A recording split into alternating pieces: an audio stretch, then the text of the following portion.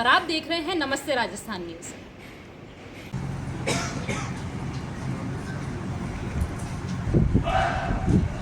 Pankaj Malhotra. I am professor and head department of clinical hematology and medical oncology at PGI Chandigarh, and I am also the president of Indian Myeloma Academic Group, or the small name is IMAGE.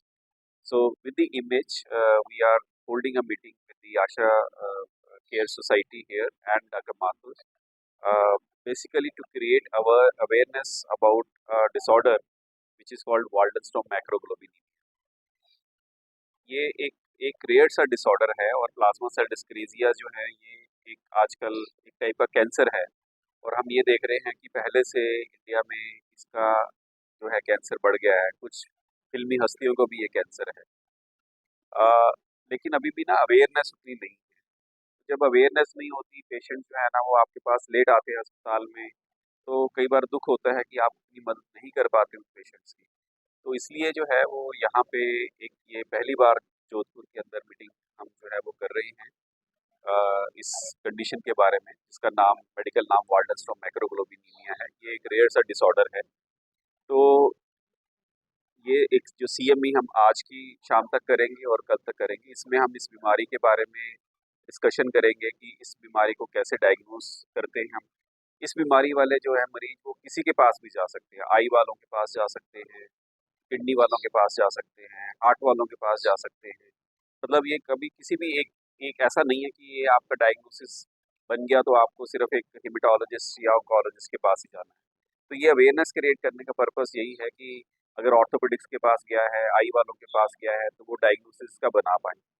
और दूसरा purpose ये है कि जैसे लोग सोचते हैं कि अच्छा कोई कैंसर डायग्नोज हो गया तो शायद कोई इलाज नहीं है उसका, तो एक ये अवेयरनेस क्रिएट करना चाहते हैं कि अगर ये डायग्नोज हो भी गया है तो इसमें आजकल इतने सारे इलाज हैं कि हम कम से कम आज जो डायग्नोज हो रहा है उसको हम कह रहे हैं कि कम से कम 10 साल तो वो जिएगा ही जिएगा। और बहुत बार जो है वो हम ये कहते हैं कि इस बीमारी से कुछ नहीं होगा। वैसे एज रिलेटेड प्रॉब्लम जैसे ब्लड प्रेशर है, शुगर है, स्ट्रोक है, उनसे कुछ हो सकता है, लेकिन इससे कुछ नहीं होगा।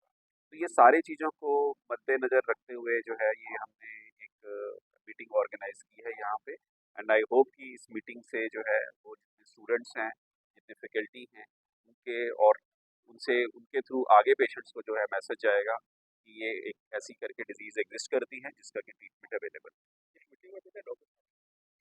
इस वक्त जो पूरे नेशनल लेवल पे है, जैसे मैं चंडीगढ़ से आया, एसजीपीजे लखनऊ से आए हैं, पुणे से आए हैं, बैंगलोर से आए हैं, तो ऑलमोस्ट हमारे नेशनल ऑलमोस्ट पूरा ही हम रिप्रेजेंट कर रहे हैं। कम से कम 10 से 12 हम डॉक्टर्स पूरे इंडिया से आए। ये कार्यक्रम जो है आज का दिन जैसे शुरू हो गया है, रात तक चलेगा और उसके बाद कल दोपहर तक चलेगा।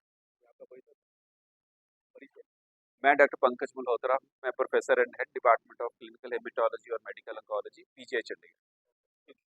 There could be a huge number of lymphocytic disorders or myelomatous disorders which can have differential. So they are biomarker by doing which you can just catch it. Even if you do not have an expertise of a good pathologist with you who can report a bone marrow when you find needle in the haystack without realizing that there's a huge needle in the haystack which was always missed. And here I would like to tell all the youngsters who are sitting here, particularly the postgraduates, when we talk about thesis being done, we all take it very lightly. We all take research very lightly.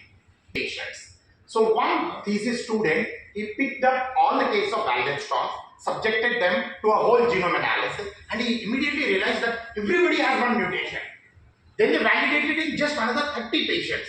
So for a record path-breaking evolution in this disease, it just required a small thesis. And 10 patients and 30 patients. This is what Pankaj sir used to tell us when I was a student, saying that he think differently. You don't require huge numbers, but till the time you don't explore things, you do not like to do things, experiment on things, you will never come up with new solutions. So you look at this particular mutation which was described in mere 10 patients and thereafter validated in 30 patients, and now it has become the gold standard for diagnosing the patients of Waldenström's macroglobulinemia. So this is this mutation. I'm not going to go into the detail. This is the genotyping. So other than the MYD mutation, we have one more mutation which is CXCR4. Now, how do we finally diagnose? खबरों का सिलसिला यूं ही जारी रहेगा। आप देखते रहे नमस्ते राजस्थान न्यूज़। हमारे इस वीडियो को ज़्यादा से ज़्यादा लाइक करिए, शेयर करिए, कमेंट करिए और हमारे चैनल नमस्ते राजस्थान न्यूज़ को सब्सक्राइब करना ना भूलें। जय हिंद, जय भारत, नमस्ते राजस्थान।